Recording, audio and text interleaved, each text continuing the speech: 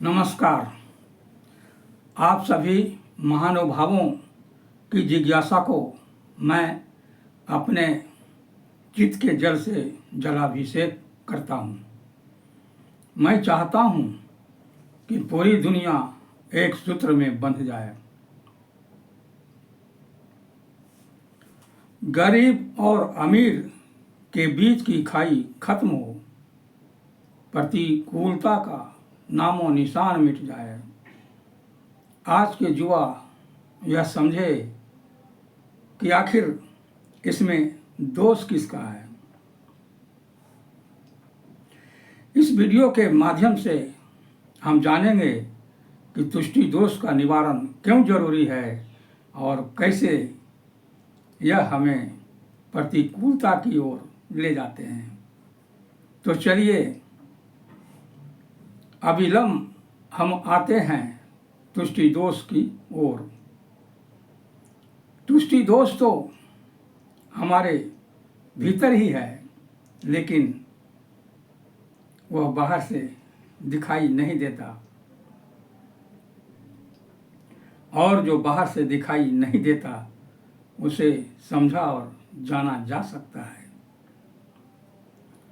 हम आज तक यह नहीं समझ पाए कि तुष्टि दोष का काम क्या है, कहते किसे हैं और है क्या। उसके काम की बात करें तो वह मीठा जहर का काम करता है। उसकी मिठास के हम दीवाने हो गए हैं। पूरी दुनिया उसके वश में आ गई है। विवश होकर हम प्रतिकूलता की ओर बढ़ते जा रहे हैं। हमारी प्रतिकूलता ने हमें भिखारी बना दिया है।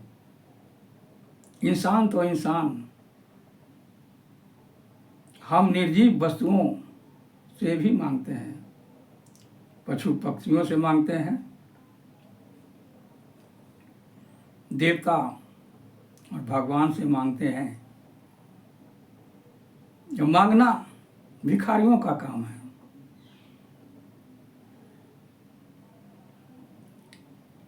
किसी कवि की कविता है, आप लोग भी जानते होंगे। भिखारी सारी दुनिया दाता एक राम। इस कविता को मैंने दूसरा रूप दिया है। आदि पुरुष को छोड़ भिखारी दुनिया सारी, किस किस को बतलाऊं ये भारी है बीमारी। जो भिखारीपन जो है दुनिया की सबसे बड़ी असाध्य और गंभीर बीमारी है। इस बीमारी के दाता हैं कौन? तो तुष्टि दोष। और तुष्टि दोष की परिभाषा है जिसका निवारण कई जन्मों से नहीं, या फिर जिसके कारण हमारे सुख शांति में दोष है और अंधविश्वास, अपराध एवं अहंकार ही तुष्टि दोष है। तुष्टि दोष ठीक उसी तरह से निरीअभिष है जिस तरह से विष, अमृत, देवता, भगवान या शक्ति, ये सभी अदृश्य हैं। अदृश्य वायरस भी है। वायरस विषाणु भी हो सकता है, और विषाणु की दृष्टि दोष की दृष्टि है। विषाणुओं की दृष्टि से बचा जा सकता है, लेकिन तुष्टि दोष की दृष्टि से आज तक कोई नहीं बच पाया। बचे भी तो कैसे? साहित्य के सिवा किसी और में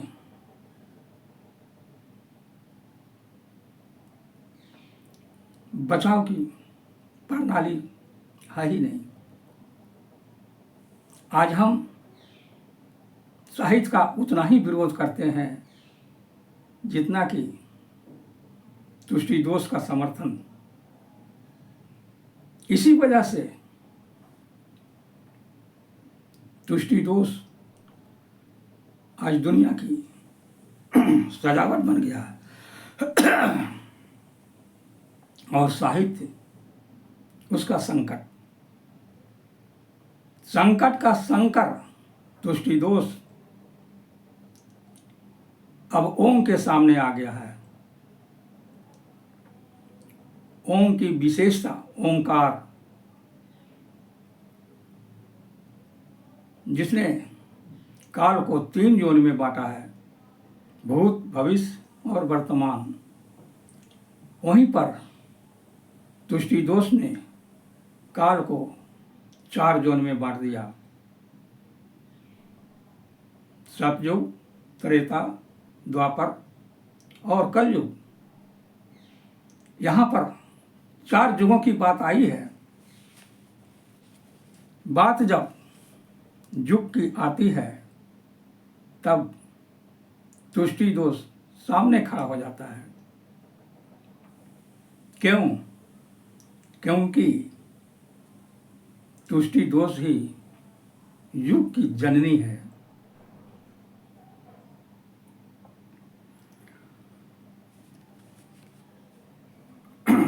युग प्रतिकूल समय का बोध कराता है और मैं बोध कराता हूं परिभाषा का।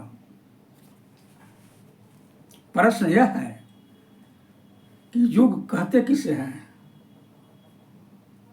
और युग है क्या? मैं कहना चाहता हूं कि प्रतिकूल समय के समूह को युग कहते हैं। और युग है क्या, इस सवाल का जवाब है, इस सवाल का जवाब है तुष्टि दोष की सनातनता ही युग है। सनातनता का अर्थ है प्राचीनता, पुरानापन। सतयुग में तुष्टि दोष नया था और उसकी निरंतरता जैसे जैसे पुराना पड़ता गया, युग का नाम बदलता गया। सतयुग के बाद त्रेता, त्रेता के बाद द्वापर आया और कलयुग को तुष्टि दोष की पराकाष्ठा ही समझिए।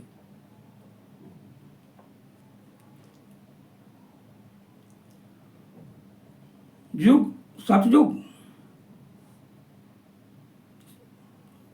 कलियुग, कलियुग कली और युग के मेल से बना है। कली का अर्थ है पाप, कलह, विवाद, क्लेश, दुख, संग्राम।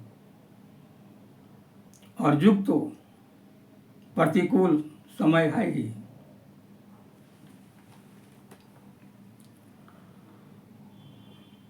इस तरह से कलयुग का अर्थ हुआ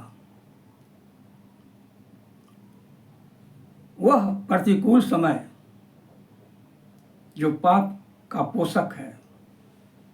हमें लगता है कि हम पाप का पोषण कर रहे हैं और पाप का पोषण करना तुष्टि दोष से आच्छादित होना है।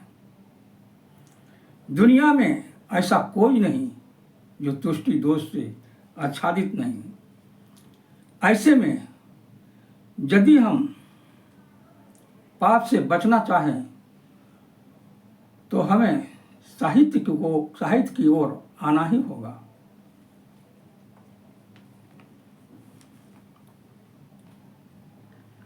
आखिर साहित्य की भूमि, तुष्टि दोष निवारण की भूमि जो है, जिस भूमि पर तुष्टि दोष का निवारण है, उस भूमि पर कुछ भी संभव है।